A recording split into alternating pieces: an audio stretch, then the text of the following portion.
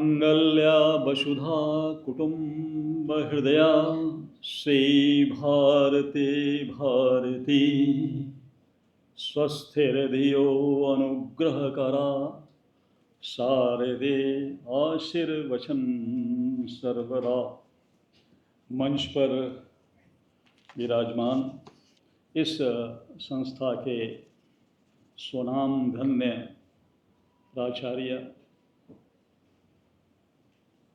Shri doctor Rama ji, मंच की अध्यक्षता कर रहे श्री सत्यकेतु सांस्कृत जी,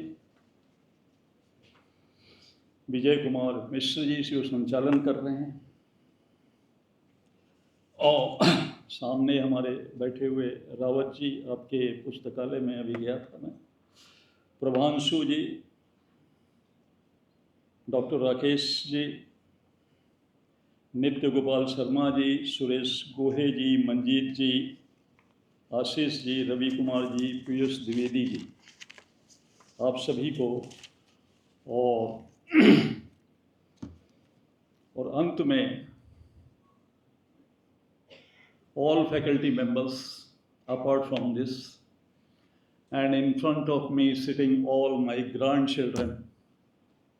I am your grandfather and you have all right to jump on my shoulder, so don't hesitate for that. भारतीय ज्ञान परंपरा में बहुत अद्भुत भाषण अभी मैंने सुना दो। रमा जी ने कोई चीज़ छोड़ा ही नहीं, सारा कुछ बताते चले गए, और जो कुछ बचा था वो सत्यकेतु जी ने बता दिया। कभी उपनिषदों में मैंने सत्यकेतु का नाम सुना था, आज प्रत्यक्ष देख रहा हूँ मैं। रमा जी ने एक कविता भी कहा, उसको भी मैंने सुना, और प्रेरणा जो देते हैं, और देखिए ऐसा है कि ये जितने पुरुष हम लोग जो हैं, ये तो इसका कोई मतलब ही नहीं होता, क्योंकि अगर आप ज्ञान की बात करें तो वहाँ पर भी सरस्वती है, और अगर आप संपदा की बात करें, समृद्धि की बात करें, तो वहाँ कोई बिल गेट्स आपको नहीं मिलेगा, कोई कुबेर नहीं मिलेगा, वहाँ भी लक्ष्मी है। शक्ति की बात करें तो ब्लैक बेल्ट, रेड बेल्ट कुछ नहीं मिलेगा, न दारा सिंह मिलेंगे, न हनुमान मिलेंगे, वहाँ भी दुर्गा अवतरित। तो सारा कुछ तो इनके पास है, हमारे पास तो कुछ है ही नहीं। तो उनसे प्रेरणा मिली मुझे, रमा जी से, और मैंने बैठे बैठे उनकी कविता सुन रहा था, और मैं एक 4 लाइन की कविता बनाया हूँ, और मैं वो आपके सामने रखना चाहता हूँ। आप लोग अगर अनुमति दें तो मैं उसको पढ़ूँ। नभ से जो उतार सके गंगा, पुरुषार्थ का बंधन करिए,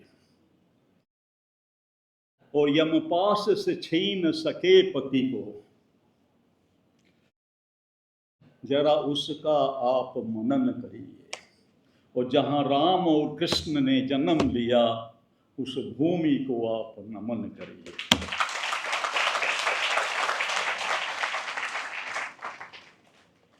दूसरी, बैठ जाओ बेटा आप लोग सब।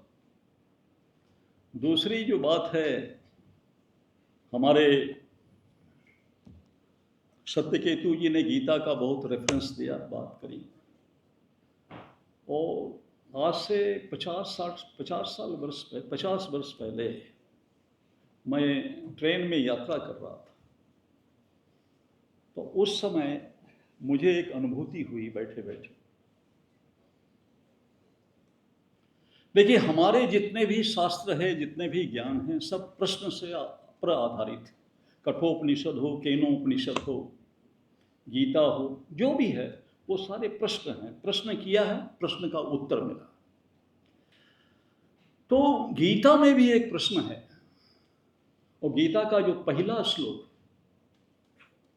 मैं तो ये कहता हूं गीता का पहला श्लोक पढ़ लीजिए और गीता का आखिरी श्लोक पढ़ लीजिए 18वें अध्याय का, संपूर्ण गीता समाप्त होगी।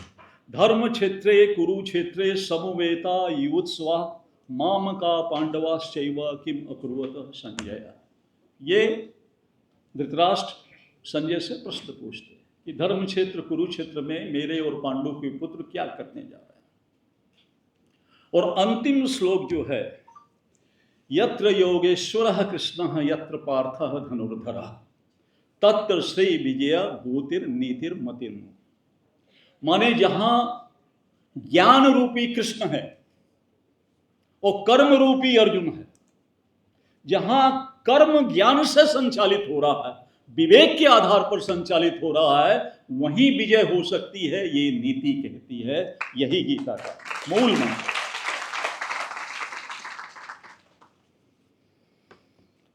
अब इशू है कि मेन विषय पर आया जाए तो पहले स्त्री आज प्राचार्य हैं और यहाँ भी बहुत सारी मातृशक्तियाँ बैठी हुई हैं। तो मैं आप लोगों के सामने एक बात कहना चाहता हूँ। हम लोग बहुत सारी बातें करते हैं, उस सूक्ष्म दृष्टि को देखिए कि भारत में ये कहा गया है, ये आज ये आधुनिक व्यवस्था है जिसमें आपको डिग्री मिलती है, कागज की एक डिग्री मिलती है।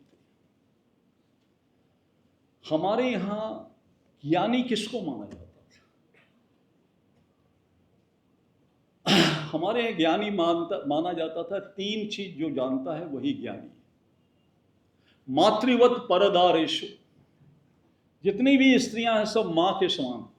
मातृवत परदारेषु पर द्रव्यस्य लोष्ठवत, जो दूसरे का धन है वो लोष्ठवत है। आत्मवत सर्वभूतेषु, मेरी आत्मा सब में वही आत्मा है, तो समावेशी वातावरण बनता है। और पर द्रव्येषु लोष्ठवत अगर हो जाए तो कोई भ्रष्टाचार नहीं होगा। मातृवत परदारेषु अगर हो जाए तो एट्रोसिटीज खत्म हो जाएगी। यह पश्यन्ति सौ पंडिता, जो इसको जानता है, जो इसको देखता है वही विद्वान है, बाकी सारे मूर्ख हैं, ये हमारे शास्त्र कहते हैं। क्यों कहते हैं? इसको समझने की कोशिश कीजिए। वो इसलिए कहते हैं कि हम जब टाटा बाई बाई किसी को करते हैं, कल से मत करना या आज से सुनने के बाद मत करना, हेलो हाय ये करते हैं, जो हाथ हिलाते हैं इसमें 200 बिलियन एटीपी खर्च होता है। 200 बिलियन, 220 अरब एटीपी खर्च होता है। एटीपी जो है वो आपके ऊर्जा को नापने का एक पैरामीटर साइंस में। 200 एटीपी खर्च होता है। तो ये हम बोलते हैं, हम चलते हैं, हम और कुछ करते हैं, उसमें कितनी एटीपी खर्च हो रही होगी आप सोचिए। और जो हम खाते हैं उसमें तो ऊर्जा कहीं है नहीं। हम खाना खा लेते हैं, हमारा मेटाबॉलिज्म जब होता है तो हमारे शरीर में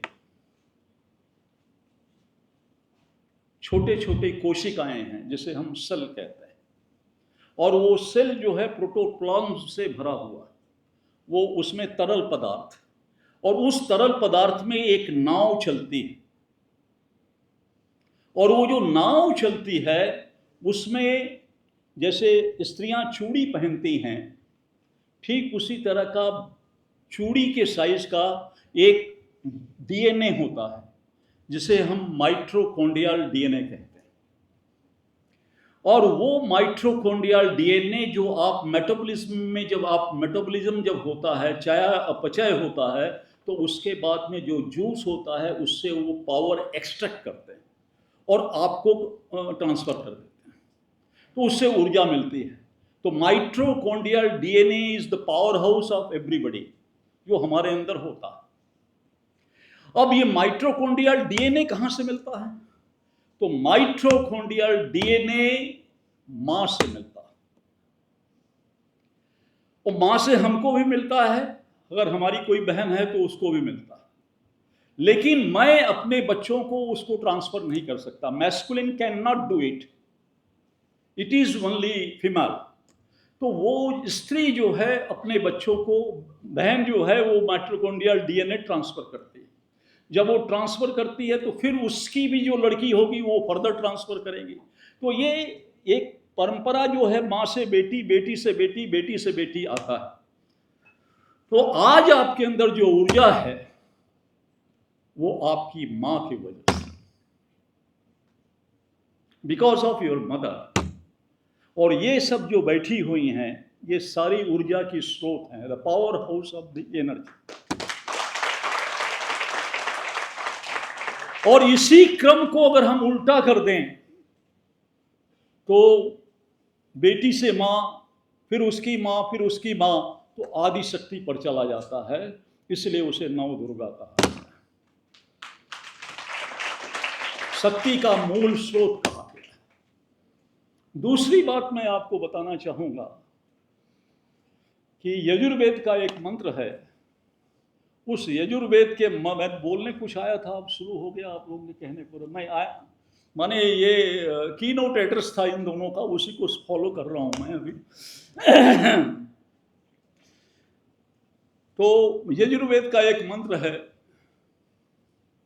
और वो मंत्र ये कहता है, न तस्त्र प्रतिमा अस्ति, उसकी प्रतिमा नहीं हो सकती, न तस्य प्रतिमा अस्ति, उसकी प्रतिमा नहीं हो सकती। किसकी नहीं हो सकती? ईश्वर की। अवतारों की हो सकती है क्योंकि उसको लोगों ने देखा है उस कालखंड में, लेकिन जो ईश्वर है उसको ऋषियों ने भी नहीं देखा, किसी ने नहीं देखा। वो अनंत है, अजन्मा है, शाश्वत है। जो भी किसी फ्रेम में होगा उसकी एक लाइफ साइकिल होगी, उसकी कोई लाइफ साइकिल ही नहीं है क्योंकि वो फ्रेमलेस। तो कहा जब उसकी कोई प्रतिमा, उसकी, और उसको तुमने देखा नहीं है तो उसकी प्रतिमा नहीं हो सकती, माने उसकी प्रतिमा आप बना नहीं सकते, अगर बनाएंगे तो खराब हो जाएगा।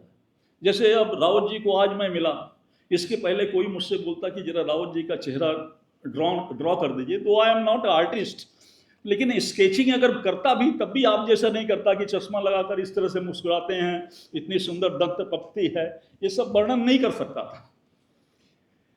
तो आपका चित्र उल्टा हो जाता, तो वो आपका अपमान होता। इसलिए ऋषियों ने कहा न तस्य प्रतिमा अस्ति। तो शिष्यों ने कहा ये तो बड़ा गड़बड़ बात आपने कह दिया।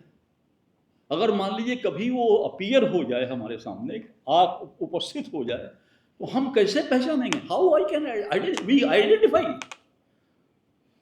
तो उन्होंने कहा पूर्णमदः पूर्णमिदं पूर्णात् पूर्णमुदच्यते,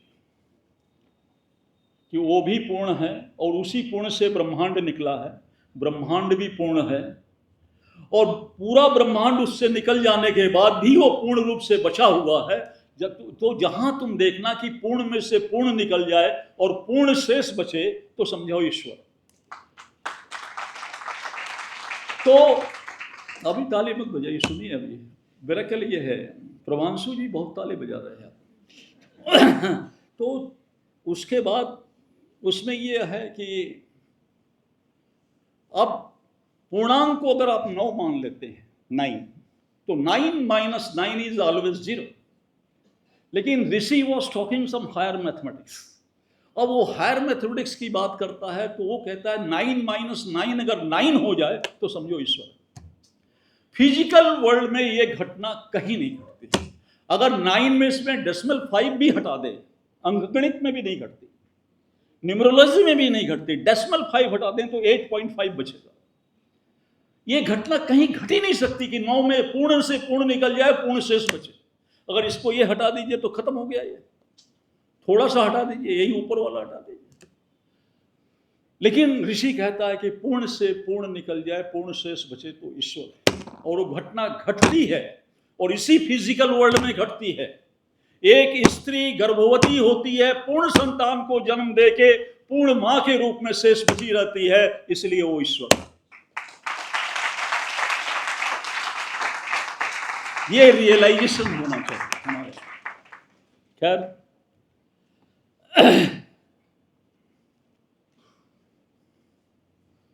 ये बहुत आश्चर्य की बात है कि सदियों गुजर गए, उसके बाद ये सारे इंस्टीट्यूशंस, पूरा भारत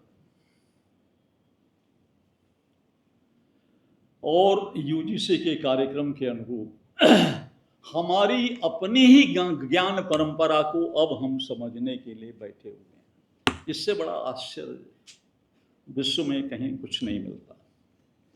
लेकिन फिर भी after all it is A welcome approach. और मेरे लिए तो ये बहुत सुनहरा मौका है, very auspicious occasion for me, कि मैं, इतने सारे मेरे ग्रैंड चिल्ड्रन बैठे हैं और उनके सामने मैं बोलने के लिए खड़ा हुआ हूँ। तो ये किसी दादा के लिए सबसे बड़ा गर्व का बात हो सकती है। लेकिन अब जब दादा और पोते की बात होती है या पोती की बात होती है, तो दादा हमेशा किस लिए प्रसिद्ध है? किस लिए प्रसिद्ध है? दादा और दादी, नाना और नानी केवल कहानी कहते हैं कि नहीं? तो हम भी आपको ये भारतीय ज्ञान परंपरा शुरू करने के पहले हम आपको एक कहानी सुनाना चाहते हैं। तैयार हैं आप लोग? हाँ, इनको नहीं सुनाऊंगा, ये सब ज्ञानी लोग हैं।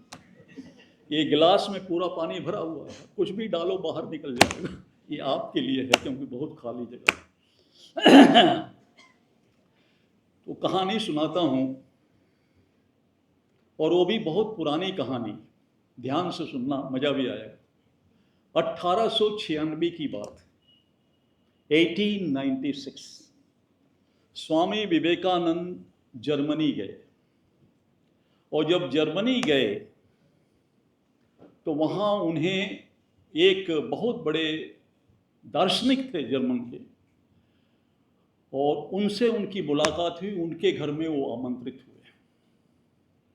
उसका नाम था पॉल ड्यूशन। नाम सुना होगा जो फिलॉसफी पढ़ाते हैं। पॉल ड्यूशन के यहाँ वो गए, उनसे चर्चा होने लगी, आपस में बात होने लगी। हम लोग भी अभी बात कर रहे थे रमा जी के यहाँ, तो बहुत सारी किताबें देख रहे थे। तो वो विवेकानंद उनके टेबल पर एक किताब पड़ी हुई थी।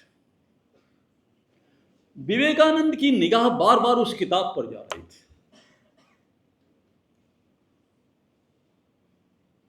तो पॉल ड्यूशन ने इसको नोटिस किया, और पॉल ड्यूशन ने कहा कि ये संगीत की किताब है, this is a book of music, but it is A ultimate book of music. बहुत माने ऐसा बुक संगीत पर कहीं लिखा नहीं गया।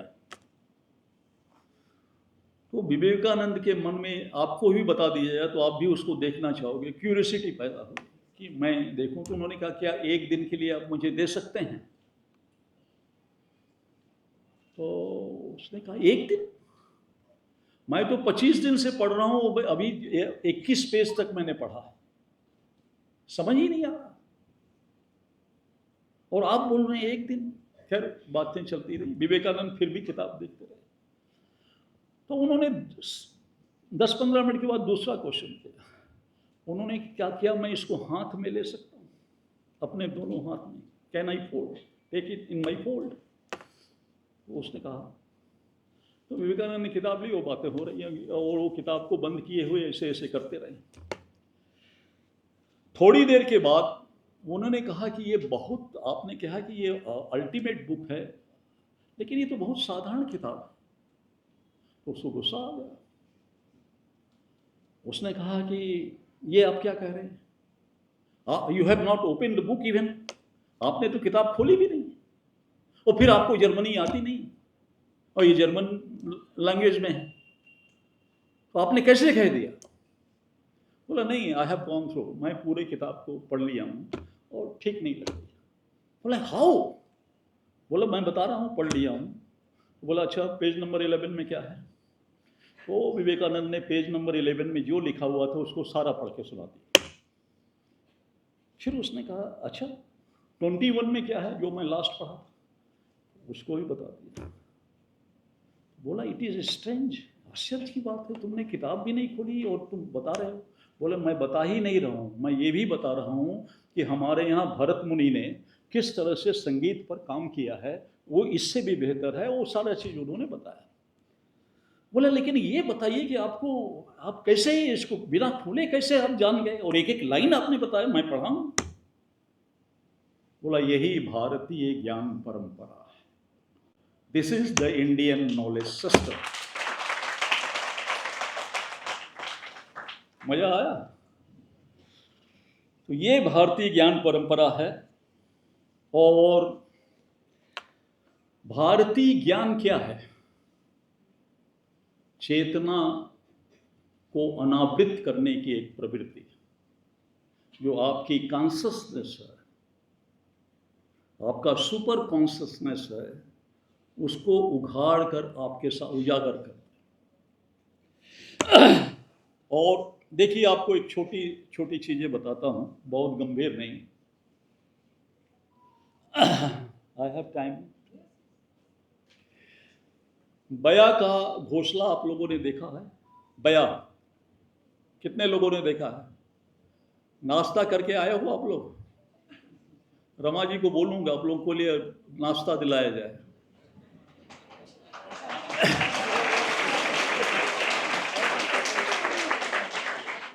मैं कहा मैं 75 ईयर्स एज हो गई, मेरे अंदर ज्यादा एटीपी है, आपके अंदर इतना एटीपी नहीं है क्या? थोड़ा बोलिए। आई केम हियर फॉर इंटरेक्शन। अरे हम अपने ग्रैंड चिल्ड्रन से बात करने के लिए आए, उसमें हाँ तो कर सकते हो, और तुम्हारी हाँ यहाँ गूंजनी चाहिए पूरी इस कैंपस पे। तो बया का घोंसला देखा है ना आप लोगों ने? तो बया का घोंसला में जिस तरह से वेविंग है, उस तरह का वेविंग कोई कर सकता है? ये आपका एआई भी नहीं कर सकता है सत्यकेतु जी। आप मकड़ी का जो जाल बनाते हैं उसको आपने देखा? कोई जुलाहा भी उसको उस ढंग से नहीं बना सकता। और एक और चीज बताऊं जो आपके लिए शायद नई जानकारी होगी। हम लोग एक्चुअली क्या है, जो वैज्ञानिक लोग होते हैं उसको लोग पागल कहते हैं, क्योंकि उल्टी पुल्टी चीजें करते रहते हैं।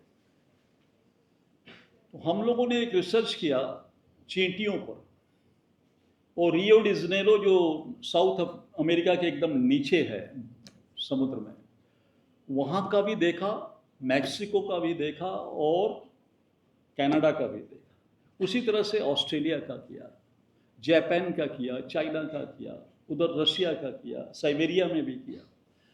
और वो सारे रिसर्च के जो डाटाज आए वो ये बताते हैं कि जो चींटियां हैं अपने बिलों में जो रहती हैं, बिल में रहती है ना चींटी भाई, बाकी दिन भर काम करती है, फिर वो बिल में चली जाती है। तो बिल में जब रहते हैं तो वो जो अपना नित्य कर्म डिस्चार्ज जहां करते हैं, वो हर जगह की चींटी यूनिफॉर्म रूप से दक्षिण की तरफ ही अपने मल को डिस्चार्ज करती, ना कि सब जगह। ये नॉलेज किसने दी? दीमक को आपने देखा है? दीमक जो बॉम्बी बनाता है, ये दीवारों पर देखा होगा। इसमें इसको भी हम लोगों ने टेस्ट किया। इसमें इस बॉम्बी के अंदर सुबह का टेम्परेचर कुछ होता है, दिन का टेम्परेचर अलग होगा, रात का टेम्परेचर अलग, पूरा एयर कंडीशनिंग सिस्टम। और वो किस आईआईटी में गया था? नहीं। वेल मछली को आपने देखा? वेल मछली के विषय में सुना या गूगल सर्च कर लेना, आजकल तो गूगल बाबा से बढ़ के तो कोई ज्ञानी है ही। वेल मछली जो है 1500 से लेके 2000 किलोमीटर तक समुद्र में अपने साथी के साथ संवाद, कम्युनिकेशन कर सकती है विदाउट एनी वायर।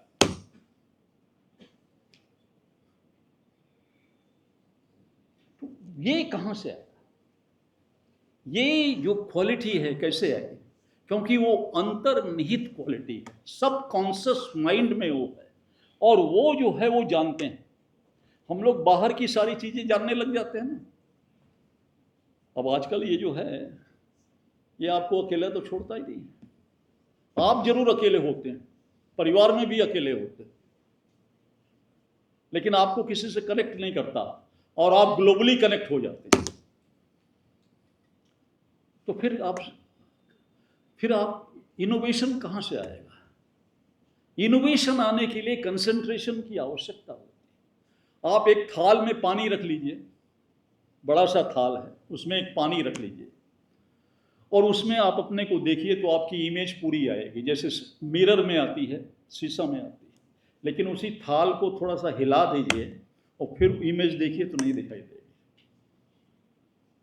तो आप अपने दिमाग को जब हिलाते रहेंगे तो कॉस्मिक इंटेलिजेंसी आपके पास आपके मॉड्यूलेटर में नहीं आ पाएगी। ये आपका मॉड्यूलेटर है, ये रिसीविंग पावर है। जैसे आपके टीवी का डिश एंटीना लगता है ऊपर, उसी तरह से ये आपका डिश एंटीना है, ये मॉड्यूलेटर है, ये रिसीव करता है कॉस्मिक इंटेलिजेंसिया।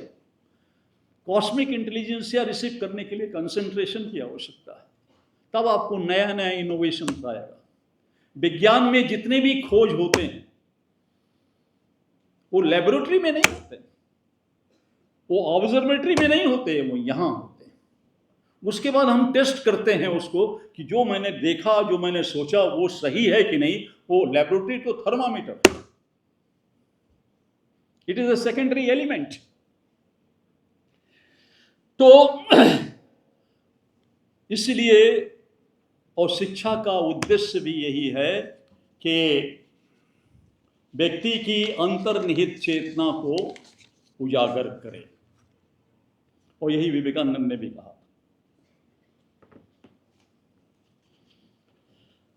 अब भारतीय ज्ञान परंपरा पर बोलना है। मैंने आपके प्राचार्य जी से बड़ा अनुरोध किया कि बड़ा गंभीर विषय, और इस विषय के लिए आपका पेशेंस भी चाहिए। उसकी चिंता आप मत करिए। इनको grandfather, grand daughter, grand children की बात है, वो हम बांध के रख सकते हैं। You are need not to forget worry about them. लेकिन सवाल है कि इतना समय है क्या? तो भारतीय ज्ञान परंपरा जो है वो बहुत बृहद चीज है। और अभी जो रमा जी ने जितना बताया कि यहाँ पर इन्होंने ये भारतीय ऋषियों ने ये इन्वेंट किया, ये इन्वेंट किया, उस समय तो ऑब्जर्वेटरी भी नहीं थी। फिर नवग्रह कैसे देख लिए विदाउट ऑब्जर्वेटरी? आपको एक चीज बताता हूं, आप लोगों के लिए ज्यादा काम देगी। जब आप विवाह मंडप में जाएंगे ना, शादी नहीं हुई है, शादी होगी, विवाह मंडप में जाएंगे, तो जब विवाह हो जाता है, हमारे यहाँ तो दिन में विवाह होता था, वैदिक रीति यही है, अब तो बहुत सारा बदल गया। तो जब दिन में विवाह होता था, गोधूली में विवाह समाप्त हो जाता था। और ये पारस्कर देशसूत्र में भी लिखा हुआ है, सूर्यम उदच्छति तच्छुरति और अस्तमिते ध्रुवम पश्यति। जब विवाह समाप्त होगा तो ध्रुव देखने की परंपरा है कि आप लोगों ने देखा है ना, अनुभव है ना? हाँ, देखो सब अनुभव। तो ध्रुव तारे को देखो, क्यों कहा गया? What is the logic behind it? इसी के डेप्थ में जाना ही साइंस है। लॉजिक ये है कि जब मैं उस तारे को, वशिष्ठ तारे को देख रहा था, तो उसके साथ अरुंधति भी, दो तारा, एक छोटा है एक बड़ा, और वो एक दूसरे की परिक्रमा नहीं कर रही है, वो पैरेलल चल रहे हैं ऐसे, अरुंधति और वशिष्ठ। तो वो संकेत ये है स्त्री के, कन्या के लिए, वधू के लिए, कि तुमको पति की परिक्रमा नहीं करनी है, और पति को भी संकेत है तुमको स्त्री की परिक्रमा नहीं करनी है, तुम दोनों समान हो, बराबर हो। इक्वलिटी की एक भाव जो है वो अस्तमिते ध्रुवम पश्यति, ये उदाहरण था। कितना बड़ा लॉजिक था इसके पीछे। और ये लॉजिक तब था कि उस समय हमने तो उसको दूरबीन से देखा, टेलीस्कोप से देखा। उन लोगों, ऋषियों ने उस समय उसको इस तरह से देखा कि मूवमेंट क्या हो रही है। ये भारतीय ज्ञान परंपरा है, उसका निकाल कर एक नैतिकता आपको परोसने का एक व्यवस्था उन्होंने की। खैर छोड़िए, बहुत सारी चीजें हैं, इस तरह से चलेंगे तो फिर हरि अनंत, हरि कथा अनंता। अब भारतीय ज्ञान परंपरा में 3 शब्द हैं, हम बहुत बात कर लेते हैं, उसने ये किया, उसने ये किया। अब ये जरूरत नहीं है। It is not required to repeat all this thing. हम कुछ नया करके दिखाएं। तो पहले हमें भारतीय ज्ञान परंपरा को समझना पड़ेगा है क्या। भारतीय ज्ञान परंपरा में 3 शब्द हैं, भारत, ज्ञान और परंपरा। तो मैं एक एक करके आपको डिफाइन करता हूं, और जब इसको समझ लेंगे तब भारतीय ज्ञान परंपरा आप समझ सकते। भारत क्या है? भारत क्यों भारत कहा गया इसे? भारत किसी राजा के नाम से भारत का नामकरण नहीं हुआ था। ये जितने राजा पैदा हुए, ये उससे पहले ये भारत था। और इसीलिए मेरी भारत वैभव किताब लाई नहीं है इन्होंने, उसको मैं दिखाऊंगा। उसके कवर पेज पर फ्रंट में ही मैंने लिखा है,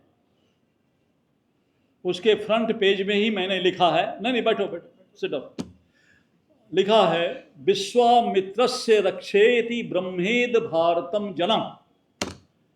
ये तृतीय मंडल के 12वें सूक्त का 54वां मंत्र है, जो कि उसमें लिखा हुआ है कि विश्वामित्रस्य रक्षति ब्रह्मेद भारतम जनम। माने विश्वामित्र ऋषि नहीं, विश्वामित्रस्य, विश्व के मित्र के भांति ब्रह्मांड की रक्षा करने का दायित्व भारत के लोगों को है। भारतम जनम। तो ऋग्वेद के तृतीय मंडल में दुष्यंत पुत्र भरत तो बहुत बाद में हुआ भैया, लाखों वर्ष बाद में हुआ। ये उस समय वेद में लिखा हुआ। और बहुत सारे चौथे मंडल में, 5वें मंडल में भारत का बहुत उल्लेख।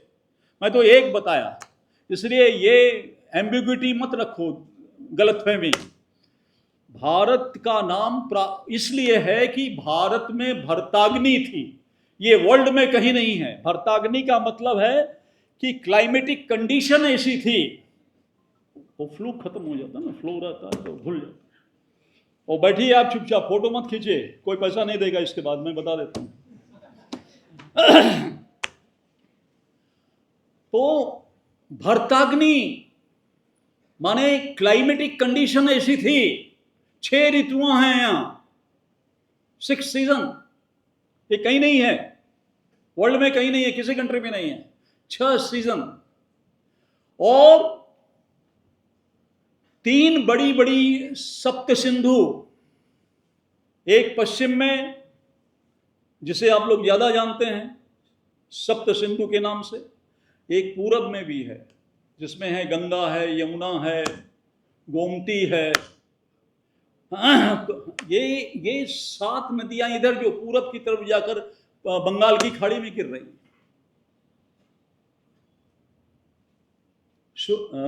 सरयू भी है उसमें। उसी तरह से 7 नदियां दक्षिण में भी हैं, तुंगभद्रा, कावेरी, और क्या कहते हैं, महानदी, ताप्ती। तो इस तरह से 7 नदियां वहां भी हैं। तो नदी, वो उनको सिंधु इसलिए कहा गया कि वो बड़ी नदियां, विशाल काय नदी को सिंधु कहा जाता। तो 7 के 21 नदी सूक्त में, अगर अब ऋग्वेद के नदी सूक्त को पढ़ेंगे तो 21 बड़ी नदियां भारत में थी। अलावा इसके 100 से हजारों से ज्यादा छोटी छोटी नदियां थी। और इस तरह के क्लाइमेटिक कंडीशन, जो 6 डिफरेंट क्लाइमेटिक कंडीशन थे, इसलिए मल्टी क्रॉप्स यहां पैदा होते हैं। कनाडा जैसा नहीं है कि केवल गेहूं पैदा हो जाएंगे, और क्यूबा और ब्राजील जैसे नहीं है कि खाली गन्ना पैदा होंगे, या चाइना और जापान जैसा नहीं है कि केवल चावल पैदा हो जाए। यहां मल्टी क्रॉप्स होते हैं because of the fact of the seasonal variation. इसलिए भरताग्नि थी, भरण पोषण की अग्नि थी। और फिर वो वाष्पी रूप से जाकर मेघ बनता था, बरसात करता था, हर सीजन में पानी मिलता था। इसलिए भरताग्नि वाले प्रदेश में रहने वाले लोगों को भारती कहा, और उस देश को भारत कहा। ये किसी दुष्यंत पुत्र के नाम से भारत का नाम नहीं पड़ा। समझ में आ गया? Now it is crystal clear to you. अब ये है 53वें सूक्त का 12वां मंत्र, ये तृतीय मंडल का, ये विश्वामित्र से रक्षते ब्रह्मेद भारतम जनम प्रमाण है। अब सवाल ये है कि आपने भी जो कहा वो बच्चे ने वो भी ठीक कहा। देखिए, वर्ल्ड का या इस यूनिवर्स का सबसे टीनी पार्टिकल, सबसे एक सूक्ष्म कण, जब हम प्रोटॉन को तोड़ते हैं, हम लोगों ने हिग्स बोसान पर बहुत काम किया है, जिसको आप लोग गॉड पार्टिकल्स कहते हैं, वो सर्न लेबोरेटरी में जो हुआ था।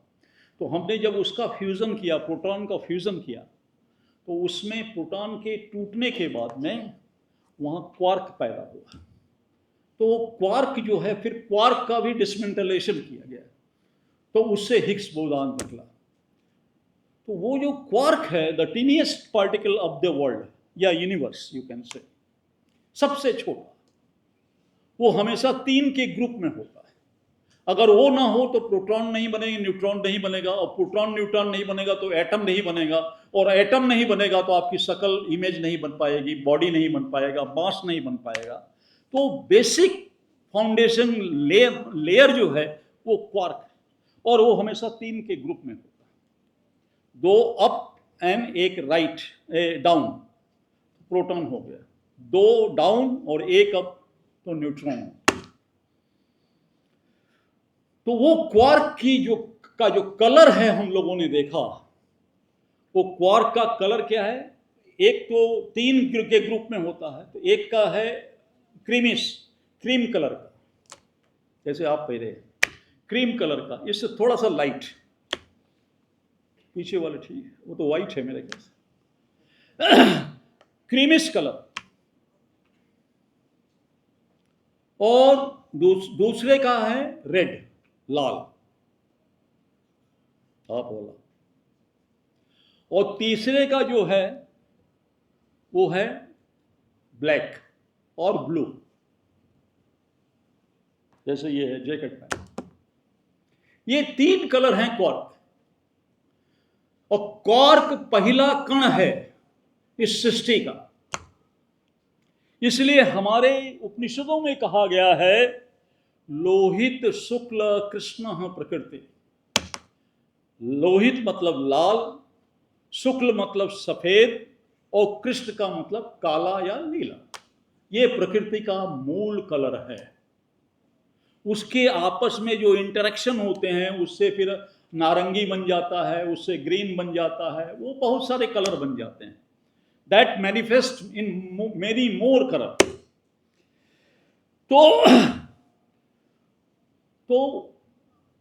वो जो लड़का कहा कि भा का अर्थ प्रकाश, अर्थात प्रकाश क्या है? जब तक स्पेक्ट्रम से नहीं गुजारेंगे तब तक ये बीबी गौर नहीं होगा। Violet, indigo, blue, green, yellow, orange and red, ये 7 रंगों में नहीं डिवाइड होगा। प्रकाश को जब तक स्पेक्ट्रम से नहीं गुजारेंगे, वैसे ये सफेद दिखाई देता। तो भा का मतलब प्रकाश, जो दिखाई दे, भाषित हो। र का रजस, रजस लाल हो गया, और ता का तमस, तमस काला हो गया या नीला हो गया। तो भारत इस तरह से, केवल ऐसे मत मानिए, डोंट गो ऑन सेइंग, उसको प्रैक्टिकली देखिए। साइंस हमेशा प्रैक्टिकल बात करता है। आप भारत के मैप को देखिए, अंदाज लगाइए, यहां भारत के मैप, जो इसका नॉर्दर्न हिस्सा है, उत्तरी हिस्सा, आप देखिए वो पूरा बर्फ से ढका हुआ, हिम आच्छादित, वहां जमीन भी सफेद, वहां सफेद भालू मिलेंगे, आप हंस मिलेगा, आपका कॉलेज का नाम ही है हंस, तो हंस वहां मिलेगा। सरस्वती नदी भी वहीं से निकली हुई, इसलिए हंस वाहिनी, हंस वहां मिलेगा। वहां के पेड़ों पर देखिएगा, सारे में बर्फ लगी हुई, सफेद दिखाई।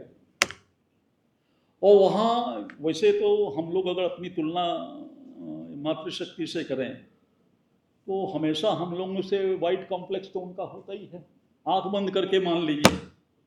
लेकिन वहां की जो स्त्रियां हैं और पुरुष हैं वो इतने गोरे होते हैं कि उनके बॉडी में लगता है कि हेमोग्लोबिन है ही नहीं,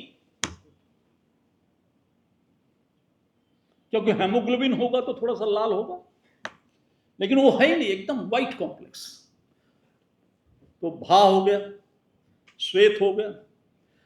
उसके बाद नीचे आइए, उत्तर प्रदेश, हरियाणा, पंजाब, बिहार, मध्य प्रदेश आइए, यहाँ की मिट्टी को देखिए तो यहाँ बलुही मिट्टी है, लाल मिक्स करके मिट्टी है कि नहीं है, बलुही मिट्टी है। यहाँ गौरैया मिल जाएगी, ऊंट मिल जाएगा, वो बंदर जो मिलेगा वो भी लंगूर नहीं मिलेगा, बंदर मिलेगा, बंदर मिल जाएगा। जो कौवे मिलेंगे वो भी पूरे काले नहीं मिलेंगे, वो भी मिल जाते हैं। और जो आदमी हैं वो हम लोग जैसे थोड़ा ब्राउनिश कलर के हैं, नॉट एग्जैक्ट सांवले, या हम लोग इस कलर के मिल जाएंगे। अब विंध्याचल से नीचे जाइए तो वहां की माटी भी काली, वहां बंदर नहीं मिलेंगे, वहां लंगूर मिलेंगे, वो काला मुंह वाला, वृक्ष मिलेगा, भालू मिलेगा, हाथी मिलेगा, वो पेड़ जो है वो घने हरे मिलेंगे, और व्यक्ति जो है वो भी थोड़ा सा कंपैरेटिवली थोड़ा सा डार्क मिलेगा। तो सत रज तम, ये कॉम्बिनेशन वर्ल्ड में किसी भी देश में नहीं है। Our country is unique in feature. ये भारत की महानता है कि सत रज तम, ये तीनों यहां मिलता है, इसलिए यह देश भारत है। समझ में आया?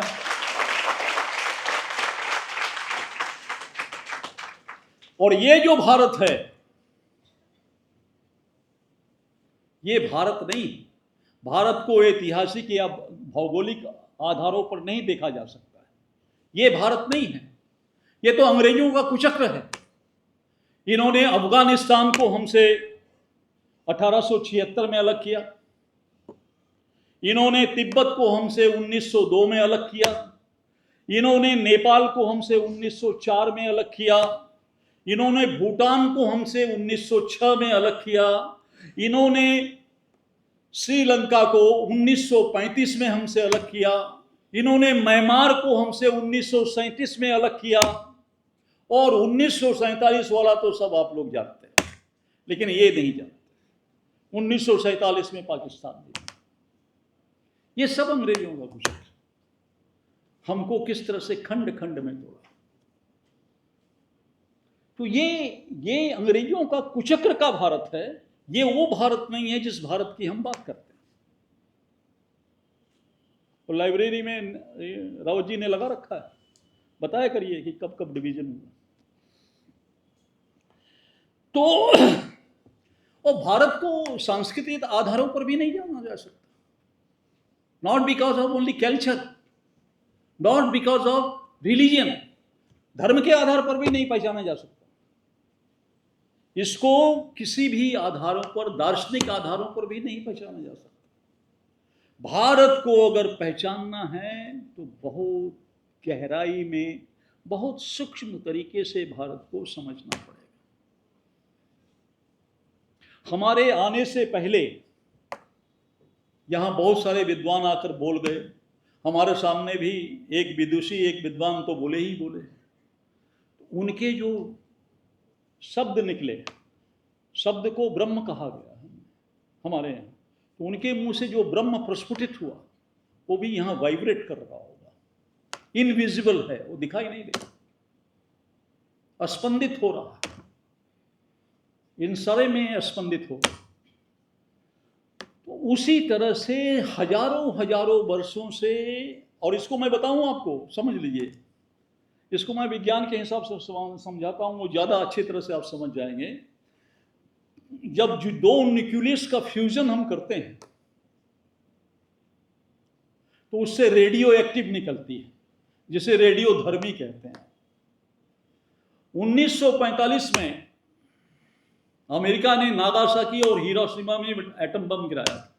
ये तो आप लोगों ने इतिहास में पढ़ा। तो एटम बम जब गिरा तो न्यूक्लियस का फ्यूजन हुआ और उस फ्यूजन से रेडियो एक्टिव वहां निकली, उसके वातावरण में घूम छा गई। और आज 2025, 1945 में गिराया था और 2025 आज भी वहां अपंग बच्चे पैदा होते हैं, हिरोशिमा और नागासाकी। मानसिक रूप से कमजोर बच्चे पैदा होते हैं वो रेडियो धर्मी की वजह से। तो इस देश में सहस्त्रों ऋषियों ने सहस्त्रों वर्षों तक जो ज्ञान की साधना की और उस ज्ञान की साधना से जो चेतना का प्रकाश उनका फैला, वो इस भारत भूमि में फैला हुआ है। ये वो देश है।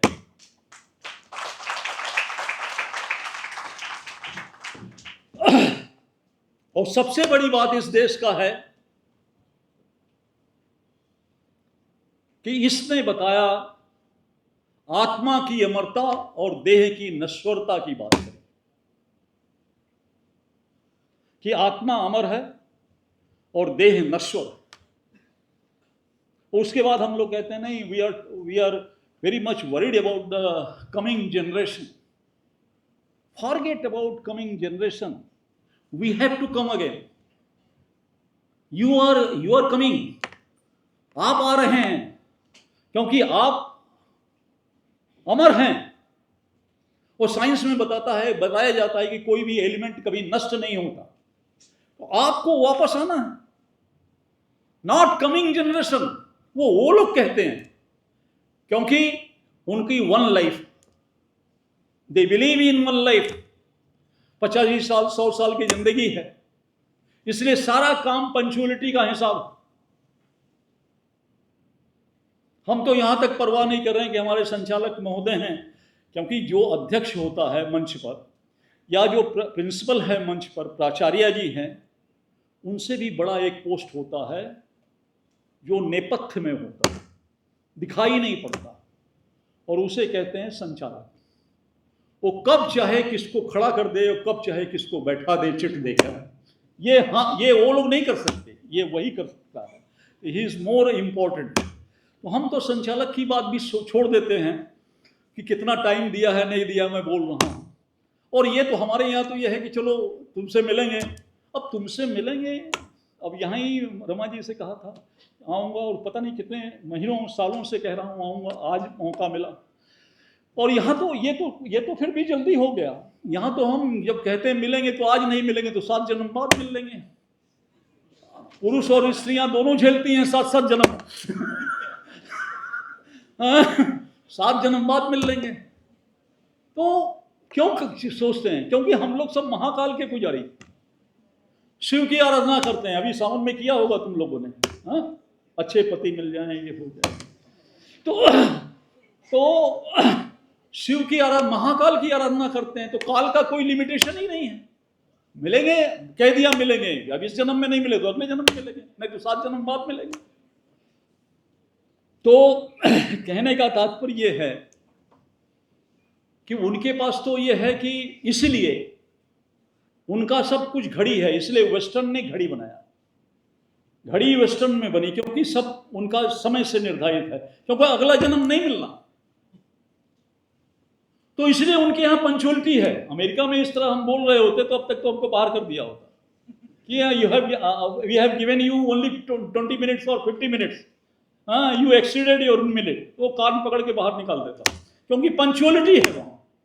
दे एडहेयर पंचुअलिटी, समय की बड़ी पाबंदी, क्योंकि ये लाइफ फिर नहीं मिलेगा जो समय जा रहा। हम तो परवाह ही नहीं करते। लेकिन हमें ये मालूम है कि इस सोफे पर आकर मुझे फिर बैठना है, और इसी जन्म में नहीं बैठना है, अगले जन्म में आएंगे, बैठेंगे, हम वहां बैठेंगे और ये यहां पर खड़े होकर हमको बोलते रहेंगे। हम लोग श्रोता होंगे, स्टूडेंट होंगे, आना है, we have to come again.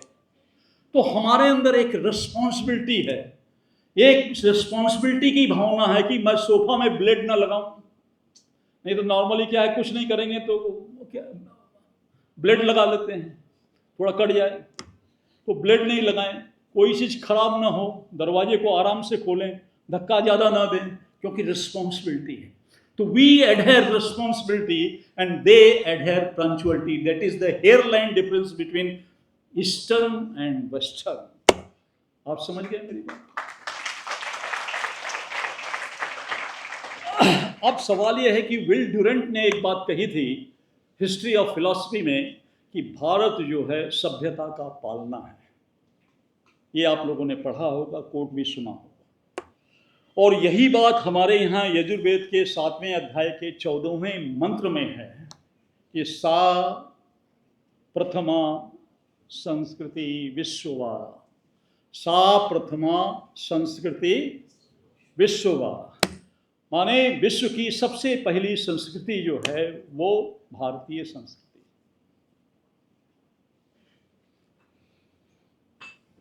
इसको आप लोग सहज से, जो मॉडर्न एजुकेशन सिस्टम में पढ़ रहे हैं, सहज से डाइजेस्ट नहीं कर पाते, क्योंकि कॉलोनियल माइंड बन गया है उनका। आपको मैं समझाने की कोशिश कर रहा हूं विज्ञान के माध्यम से। अगर इसको आप समझ लें तो मैं समझता हूं, अगर एक आदमी भी समझ लेगा, एक हमारा पोता समझ लेगा, तो मैं समझूंगा कि दादे का जीवन सार्थक होगा।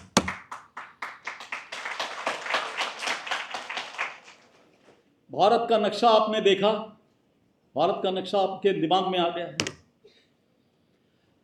देखिए, पृथ्वी जो है अपने एक्सिस पर, अपने धुरी पर घूम रही है।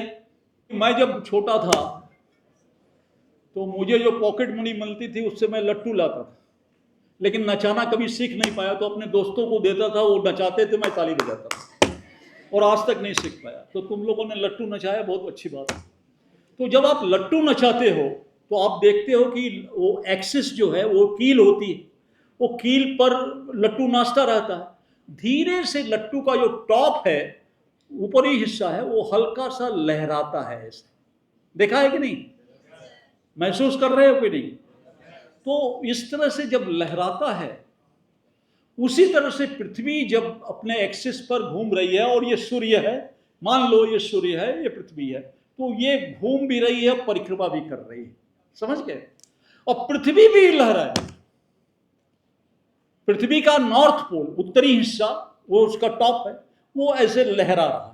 दक्षिणी हिस्सा तो उसका एक्सिस, तो वो लहरा रहा यूं। लेकिन लट्टू जो है फ्रिक्शन ऑफ सेकंड में लहरा लेती है, बहुत, एक सेकंड, पलक झपकते झपकते एक राउंड ले लेती है। लेकिन पृथ्वी के लहराने में 26,000 वर्ष एक राउंड लेने में लगता है। तो 13,000 वर्ष पृथ्वी सूर्य के सामने होती है, नजदीक होती है, और 13,000 वर्ष उससे विपरीत होती है। तो जब 13,000 वर्ष सामने होती है तो ग्लोबल वार्मिंग होती है, और विपरीत जब होती है तो ग्लेशियल पीरियड होता है, जिसे शीत युग कहा जाता है। और पिछला जो शीत युग है आज से 11,200 वर्ष पहले हुआ, उसको खत्म हुए। अभी ये ग्लोबल वार्मिंग का पीरियड चल रहा है, अभी 1,800 वर्ष और है ग्लोबल वार्मिंग, फिर शीत युग शुरू। तो इसमें क्या होता है, जब शीत युग होता है तो नॉर्थ में सब बर्फ से ढक जाते हैं, पूरा नॉर्थ पोल बर्फ से ढकता है। और जब ग्रीष्म युग माने गर्मी वाला आता है, ग्लोबल वार्मिंग वाला आता है, तो वो सारा बर्फ पिघल जाता है। तो कहीं कैस्पियन लेक, कैस्पियन सी बन जाती है, कहीं रेड सी बन जाता है, कहीं सिसिली और ट्रॉय, जो बचपन में तुमने किताबों में अंग्रेजी की प्रोज पढ़े होंगे, वो सब डूब जाते हैं। कहीं मालदीव जैसे भी डूब रहा है, कहीं द्वारिका डूब जाती है, कहीं राम सेतु डूब जाता है, क्योंकि कोस्टल रीजन में सी लेवल बढ़। और ये सी लेवल अपने एक्सट्रीम में जब 1,800 वर्ष और हो जाएगा तो ये सी लेवल 300 मीटर बढ़ेगा। और 300 मीटर बढ़ने का मतलब है पूरा साउदर्न हेमिस्फेयर जो है आपका, चाहे ऑस्ट्रेलिया हो, चाहे साउथ अमेरिका हो, चाहे अफ्रीका हो, सब समुद्र के अंदर हो जाए। तो भारत भी नीचे। अब जब ग्लेशियल पीरियड था, जो इंसाइक्लोपीडिया ब्रिटानिका के 14 वॉल्यूम का पेज नंबर, खैर अभी याद नहीं है मेरे को, उसमें लिखा हुआ है कि जो लास्ट ग्लेशियल पीरियड था उस समय लंदन के ऊपर 15,000 फीट बर्फ जमा हुआ, न्यूयॉर्क के ऊपर 26,000 फीट बर्फ जमा हुआ था। पढ़िए, लिखा हुआ, हम नहीं लिखे हैं, वही लिखे हैं। और आज वो न्यूयॉर्क और ये सिटी ऑफ पैलेसेस, तो क्योंकि वो ग्लेशियर मेल्ट हो गया, ग्लोबल वार्मिंग। तो भारत ये ग्लेशियल पीरियड में नॉर्थ, पृथ्वी के उत्तरी गोलार्ध में कोई नहीं बच पाता, खत्म हो जाते हैं, और ग्लोबल वार्मिंग में दक्षिणी गोलार्ध में कोई नहीं बच पाता, खत्म हो जाते हैं। लेकिन भारत में 14 मनवंतरों में कभी भी कोई प्रलय नहीं हुई, ऐसा हमारे यहाँ शास्त्रों में वर्णन है। क्यों है? क्यों है? सबसे बड़ा क्वेश्चन है क्यों। इसलिए है कि साइबेरिया से जब हवा चलती है, ठंडी हवा, बर्फीली हवा, उसको हिमालय रोक देता है, तो मैदानी इलाके में बर्फ नहीं जम पाती, सब वहीं जम जाती। नॉर्थ से आ रहा है, मंगोलिया, साइबेरिया, ये सारे, या उत्तरी ध्रुव, इससे आ रहा है, वो हिमालय रोक देता है। और जब सी लेवल बढ़ता है तो भारत का तो कच्छ से लेके केरल तक और पुरी से लेके धनुषकोटी तक सारा समुद्र में ही है, ट्रायंगल है, तो इसको डूब जाना चाहिए, बंबई सब डूब जाना चाहिए। तो आप लोग भूगोल को अगर पढ़े हैं तो ध्यान दीजिए कि पूरब में ईस्टर्न घाट है और पश्चिम में वेस्टर्न घाट है। एक वैली है, एक किला है, जो दक्षिण से लेके, दक्षिण एंड से लेके पूरा कच्छ तक, और वहाँ धनुषकोटी से लेके पूरा पुरी तक, वो ईस्टर्न घाट और वेस्टर्न घाट, ये दोनों दीवार बने हुए। और अब आप कहेंगे तो लंका की तरफ से पानी आ जाए तब क्या करेंगे? तो वहाँ नीलगिरी पर्वत है, उसको रोक रहा यूं करके। तो एक तरह से ये किला बन गया। तो जब सी लेवल बढ़ेगा तो भारत में पानी नहीं, भारत के किसी अंचल को नहीं डुबा सकता, और जब बर्फ जमेगी तब भारत में बर्फ नहीं जम सकता। इसलिए सबसे ancient and most ancient country of the world Bharat है, इसलिए यही सब होता है।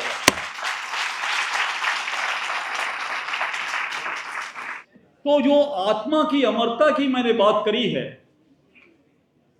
कि आत्मा की अमरता और देह की नश्वरता क्यों करी है? देखिए, आप कहते हैं हमारे सर में दर्द है, हमारे पैर में दर्द है, हमारे पेट में दर्द है, हमारी कमर दुख रही है, आप कहते हैं। फिर कहते हैं कि हमारा जैकेट खराब है, हमारा शर्ट में गंदगी लग गई। तो हमारा शर्ट, हमारा सर इक्वल हो गया कि नहीं? इसके मतलब आप सर नहीं हैं, आप पेट भी नहीं हैं, आप हाथ भी नहीं हैं, आप कमर भी नहीं है। You are something more than that, आप इससे अलग कुछ हैं। और वो अलग क्या है? आप एक सेल्फ हैं, आपकी एक आत्मा है। क्योंकि वो आत्मा निकल गई तो ये हाथ भी पड़ा रहेगा, सर भी पड़ा रहेगा, पेट भी पड़ा रहेगा, लेकिन कोई एक्शन नहीं हो सकता। इसलिए आप क्या हैं? आप सेल्फ हैं। और ये बात, और जब सेल्फ हैं तो इसके लिए तो गीता में भी कहा हुआ है कि नैनम छिद्दन्ति शस्त्राणि नैनम दहति पावकः। तो ये कृष्ण ने कुरुक्षेत्र में कहा कि इसको शस्त्र भी नहीं वो कर सकती, ये काट सकती, अग्नि नहीं जला सकती, जल नहीं भिगा सकता। तो क्योंकि ये फॉर्मलेस है, ये किसी आकार में नहीं है, इसलिए इसकी लाइफ टाइम भी नहीं। लाइफ टाइम शरीर की, इस बेंच की हो सकती है, इस हॉल की हो सकती है, पृथ्वी की हो सकती है, सूर्य की हो सकती, जो भी आकृति में है वह, जो भी आकृति में होगा उसकी विकृति होना निश्चित है। आकृति से विकृति, ये प्रकृति का नियम, आकृति से विकृति होगी। लेकिन जो फॉर्म में ही नहीं, आकृति में नहीं है, उसकी विकृति होना नहीं, इसलिए वो शाश्वत है। वो शाश्वत है, इसलिए वो वापस आएगा। अब क्वांटम मैकेनिज्म भी ये कह रहा है, अभी लेटेस्ट थ्योरी आई है, क्वांटम मैकेनिज्म ये कह रहा है कि जब हमारा सेल्फ हमारे बॉडी से निकलता है तो दूसरे डायमेंशन में चला जाता है, इन अनदर डायमेंशन। और ये वर्ल्ड जो, ये यूनिवर्स जो है, ये ब्रह्मांड जो है, को छोड़ दीजिए, ये पूरा जो प्रकृति है ये 11 डायमेंशन में, और हम 3 डायमेंशन प्राणी हैं। लेंथ, ब्रेथ एंड हाइट, इसी को हम जानते हैं। 3 डायमेंशन, हमारी आंख खाली 3 डायमेंशन को देख सकती है। कुत्ता 4थे डायमेंशन को देखता है, वो यम के दूत को भी देख लेता, रोने लग जाता है। माने नकारात्मक ऊर्जा को भी वो आइडेंटिफाई कर लेता, सेंस कर लेता। भूकंप आने पर चींटियां, ऊंटियां, चूहे भागने लग जाते हैं बिलों से निकलकर, वो उसको आइडेंटिफाई कर लेते हैं। हम तो 3 डायमेंशनल प्राणी, हम तो बहुत कमजोर हैं, और 11 डायमेंशन में है। तो हमारी जो सेल्फ है इस डायमेंशन से 3rd डायमेंशन से 4th, 6th, 7th में ट्रेवल करने लग जाती है। डेथ नहीं होती है, डेथ केवल शरीर का होता है, और फिर उसके बाद रोटेट करके वापस आ जाती है। इसलिए मैं कहता हूं we have to come again. आज हम यहां बैठे हुए हैं, और मैं गारंटी देता हूं किसी की चेतना अगर जागृत हो गई तो आज से 31 नहीं 10 खरब 40 अरब वर्ष बाद मैं इसी तरह से बोल रहा हूँगा, और आप इसी तरह से सुन रहे होंगे, इसी फॉर्म में। This is the theory of the science.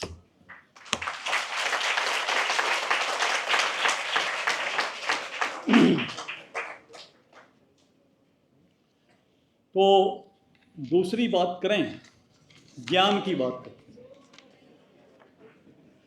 देखिए, नॉलेज, थोड़ा सा कहूंगा, ज्यादा नहीं करूंगा, नीड नॉट टू वरी। भूख लगी है, भूखे भजन न होए गोपाला, ये लो अपनी कंठी माला। भूख लगी है तो ठीक है, बस 2 लाइन कह देता हूं, बाद में फिर अगले कभी किसी सेशन में बात कराएंगे। नॉलेज 2 प्रकार के हैं। ताली मत बजाओ, मैं तुम्हारे मन की बात जानता हूं। मैं तो स्ट्रेच यहां 4-5 घंटे खड़े होकर बोल सकता हूं।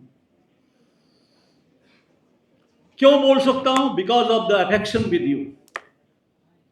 एक ग्रैंडफादर की जो वात्सल्यता है, उसकी वजह से मैं बिना पानी पिए, बिना खाए बोल सकता हूं, और अभी तक नहीं पिया हूं।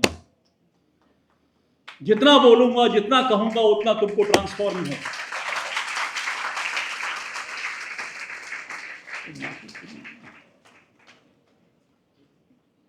हमारे यहाँ एक श्लोक है यजुर्वेद में कि आचार्य कैसा होना चाहिए। ये जो बैठे हुए हैं, ये कैसे होने चाहिए, उसमें कहा गया है, and it is a lesson for them also and to you also. उसमें कहा गया है, अग्निर्भागो असि दीक्षायाम प्रतिबद्धता। अग्निर्भागो असि, आचार्य को कैसा है होना चाहिए? आचार्य को अग्नि के रूप में होना चाहिए, जिससे प्रकार अग्नि के संसर्ग में कुछ भी आ जाए उसको अग्नि में रूपांतरित कर देती है। देखिए, जैसे विज्ञान तो एग्जाम्पल मांगता ना, प्रैक्टिकल एक्सपीरियंस। अब ये है, ये कागज, अब इसको अग्नि के टच में मैं ले आया। अब अग्नि के टच में ले आया तो it is no more paper, it is just like a flame. ये आग हो गया।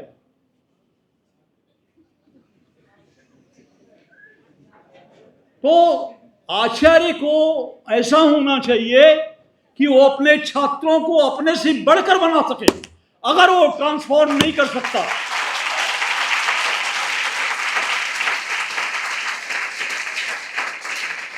अगर अपने स्टूडेंट को ट्रांसफॉर्म नहीं कर सकता, तो उसको शिक्षक बनने की आवश्यकता नहीं है, वो शिक्षा क्षेत्र छोड़ दे।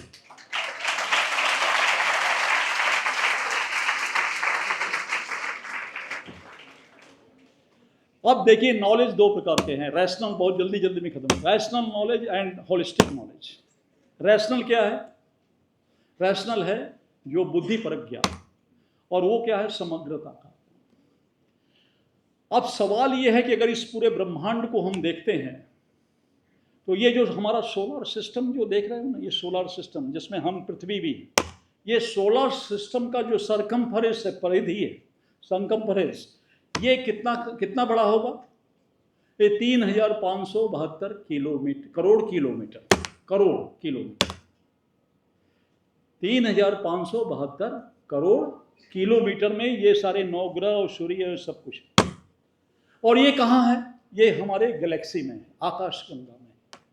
और आकाशगंगा में कितनी भुजाएं हैं?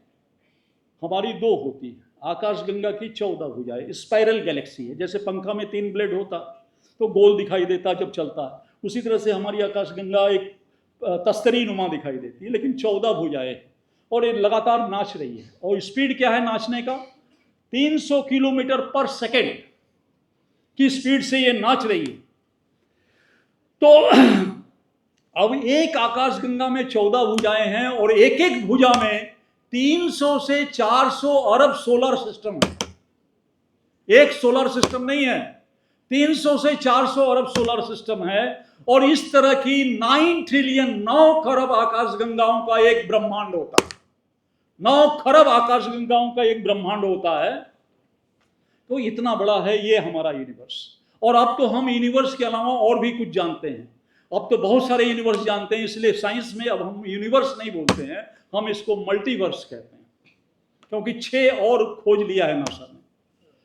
तो और हमारे शास्त्रों में अनंत कोटि ब्रह्मांड की बात की गई है। और ये सारे अनंत कोटि ब्रह्मांड, इतना बड़ा है ब्रह्मांड, ये ब्रह्मांड सिर्फ 4% में, 100% अगर प्रकृति मानिए तो प्रकृति क्या 4% में एक कंस्ट्रक्टेड एकोमोडेशन है, built up accommodation. 21% raw material अभी पड़ा हुआ है, जिसे हम डार्क मैटर कहते हैं, अभी बनना है। और 75% अननोन है, जिसे हम डार्क एनर्जी कहते हैं। और 4% भी हम लोग नहीं जानते। We don't know about 4% even. क्या नॉलेज है हमारे पास? और 96% अभी जानना है, वो तो बियॉन्ड कैपेसिटी। उस अतीन्द्रिय ज्ञान को जो जाना, वो इंद्रियों से जाना ही नहीं जा सकता। वो कैसे जाना जा सकता? पानी देना, ये हाँ दे दो कोई। वो कैसे जाना जा सकता? मान लो सपोज ये वाटर ड्रॉपलेट है, पानी की बूंद है। इससे अभी यहाँ पूछो तो ये बोलेंगे हंसराज कॉलेज के ऑडिटोरियम में हूँ। और इससे अगर वो कन्याकुमारी के तट पर खड़ी रहे और वहाँ पूछो कि तुम कहाँ हो, तो बोलेगी कन्याकुमारी के तट पर हूँ, मैं बूंद हूँ।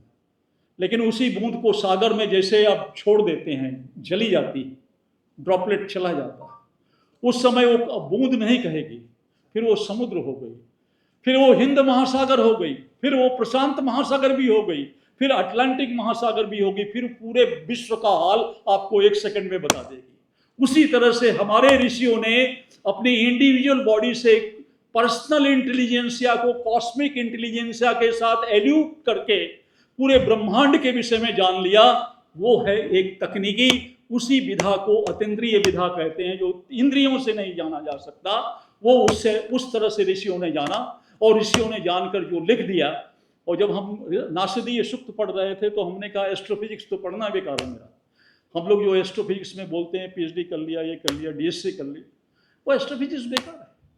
एस्ट्रोफिजिक्स करता है कॉस्मिक अंडे से, एक अंडे से पूरा ब्रह्मांड बना। अरे विज्ञान का कोई भी वैज्ञानिक, चाहे आइंस्टीन हो, चाहे कोई भी श्रोडिंगर हो, किसी ने कहा क्या कि वो कॉस्मिक एग आखिर कहां से बना? क्या वो प्रकट हो गया क्या? वो कॉस्मिक एग भी तो किसी कंपोनेंट से बना होगा। Nobody is saying anything, uttering any single word about that cosmic egg. हमने जब नासदीय सूक्त पढ़ा तब हमें पता चला कि वो कॉस्मिक एग कैसे बना, कहां से बना। तो सारा एस्ट्रोफिजिक्स पढ़ना बेकार हो गया। ऋग्वेद के एक सूक्त में वो चीज। तो ये सारी चीजें हैं, इसको जानने की जरूरत है। सबसे बड़ी बात है बुद्धिपरक ज्ञान जो है वो शिक्षा का विषय है। और शिक्षा जो है, आप शिक्षा जो आपकी बात कर रहे हैं, शिक्षा की बात करें तो शिक्षा वाह्य ज्ञान है। इसको आप गूगल बाबा की तरफ से, या टेक्स्ट बुक या रेडीमेड जो कुछ मिलता है उससे पढ़कर भी आप आचार्य की जरूरत नहीं है, आप उससे सीख सकते हैं। आचार्य की जरूरत वहां है जब वो दीक्षा दे, शिक्षा नहीं, दीक्षा दे। दीक्षा देने के बाद वो आचार्य आपको अपने 100 से परिचय करा देता है। कल परम पूज्य सरसंघचालक जी भी परसों दिन विज्ञान भवन में बोल रहे थे, कल भी बोल रहे थे, कल भी उन्होंने कहा कि 100 से परिचय होना चाहिए। आप क्या हैं, हु एम आई, किसी ने क्वेश्चन नहीं किया। आप दूसरे की लेग पुलिंग तो कर सकते हैं, लेकिन कभी आपने अपने से क्वेश्चन नहीं किया, हु एम आई, मैं कौन हूं। उस 100 से जिस दिन आपका परिचय हो जाएगा, उस दिन आपकी प्रज्ञा प्रस्फुटित हो जाएगी, अल्टीमेट नॉलेज। तब आपको पता चलेगा कि मैं आत्मा हूं और जिससे मैं झगड़ा कर रहा हूं वो भी आत्मा है, और हम लोग एक मटके में हैं। जैसे पानी मटके में भर के नदी में फेंक दो, उसी नदी का पानी, सब मटके में अलग अलग पानी है, और मटके को तोड़ दो तो पानी पानी में मिल जाता, सब बराबर हो जाता। तो इसीलिए जब तक शरीर है हम अलग हैं, नहीं तो हम और वो तुम्हारे में आत्मवत् सर्वभूतेषु, हम सब एक हैं। फिर झगड़ा नहीं हो पाएगा, फिर प्रेम भी नहीं हो पाएगा, क्यों, अपने से कोई प्रेम नहीं करता। सारी चीजें हो जाएंगी, एक असीम शांति मिलेगी। तो वो चीज, समग्रता का जो ज्ञान है वो तब आता है, और जब समग्रता का ज्ञान आ जाएगा तब जाके आपको पहले बेस्टी पता चलेगा कि मैं कौन हूं, इंडिविजुअल। बेस्टी से समष्टि का ज्ञान होगा। जब आत्मोत् सर्वभूतेषु होगा तो समष्टि का ज्ञान होगा, और समष्टि के बाद परमेष्टि का ज्ञान होगा, पूरे ब्रह्मांड का ज्ञान होगा, और प्रकृति का ज्ञान होगा, सृष्टि का ज्ञान होगा। और जब सृष्टि का ज्ञान हो जाएगा तो परमेष्टि ब्रह्म का भी ज्ञान हो जाएगा। तब आप कहेंगे कि प्रज्ञानम ब्रह्म। हमारे यहाँ ज्ञान विज्ञान, उसके बाद प्रज्ञान है। हम लोग ज्ञान विज्ञान में अटके रहते हैं, प्रज्ञान में कोई जाता ही नहीं। ज्ञान विज्ञान तब प्रज्ञान, और प्रज्ञान जान लिए तो ज्ञान विज्ञान अपने आप आ जाएगा। तो प्रज्ञानम, हमारे यहाँ 4 महावाक्य हैं, उसमें कहा गया प्रज्ञानम ब्रह्म, अयम आत्मा ब्रह्म, मैं ब्रह्म हूं, ब्रह्म जैसा हूं, नॉट ब्रह्म हूं, अयम आत्मा ब्रह्म, अहम ब्रह्मास्मि, मैं ब्रह्म जैसा हूं, और मैं ही नहीं हूं। ये मैं नहीं कह रहा हूं कि मैं हूं, अहंकार नहीं है। तत्त्वमसि, तुम भी वही हो, मैं भी हूं तो तुम भी हो। ये 4 महावाक्य हैं हमारे यहाँ। अब सवाल ये है कि हम ब्रह्म से पैदा हुए, हम एनिमल किंगडम से नहीं आए, हम जानवरों से नहीं आए, हम बंदर से नहीं आए। आप जानते हैं, बायोलॉजी अगर पढ़िए तो मंकी की जो है 48 क्रोमोसोम्स होते हैं, चिंपैंजी के 48 क्रोमोसोम्स होते हैं, और ह्यूमन के 46 क्रोमोसोम होते हैं 23 के पेयर में।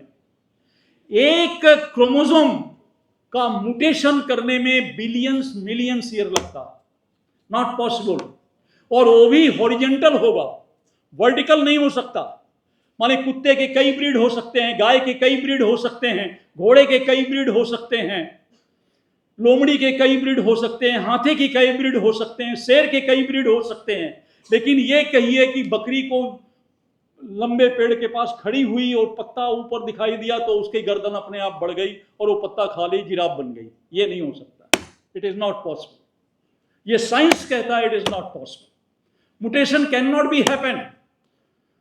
इसलिए बंदर से मनुष्य बन ही नहीं सकता है, चिंपैंजी से मनुष्य बन ही नहीं सकता है। बंदर के कई ब्रीड हो सकते हैं, चिंपैंजी के कई ब्रीड हो सकते हैं, लेकिन बंदर से मनुष्य नहीं बन सकता। और जब आपने जब डार्विन ने कह दिया कि आप बंदर से पैदा हुए, तो इसके मतलब आपको हल्ला बोल करने की फुल छूट है, क्योंकि बंदर हैं तो उत्पात करेंगे, क्योंकि आप बंदर से पैदा हुए। लेकिन हम बंदर से पैदा नहीं हुए, हम ब्रह्म से पैदा हुए हैं, हम इसलिए सबका पालन पोषण करेंगे, ये विज्ञान कहता है। और ये वैज्ञानिक थ्योरी है। 150 साइंटिस्टों ने मिलकर इसको 35 साल सर्च किया और उसके बाद पाया कि म्यूटेशन हो ही नहीं सकता है, क्योंकि ये म्यूटेशन या जीनोम थ्योरी डार्विन के जमाने में थी ही नहीं। वो तो अफ्रीका में गया, टहलते टहलते गया, जो कुछ उसके मन में आया कह दिया। जब जीन की थ्योरी आई, जीनोम थ्योरी आई, तब हमें पता चला कि म्यूटेशन तो हो ही नहीं सकता। तो ये सारी चीजें हैं। तो सिर्फ हंगामा खड़ा करना मेरा मकसद नहीं, सिर्फ हंगामा खड़ा करना मेरा मकसद नहीं। मेरी इल्तिजा है कि सूरतें बदलनी चाहिए। बहुत बहुत धन्यवाद।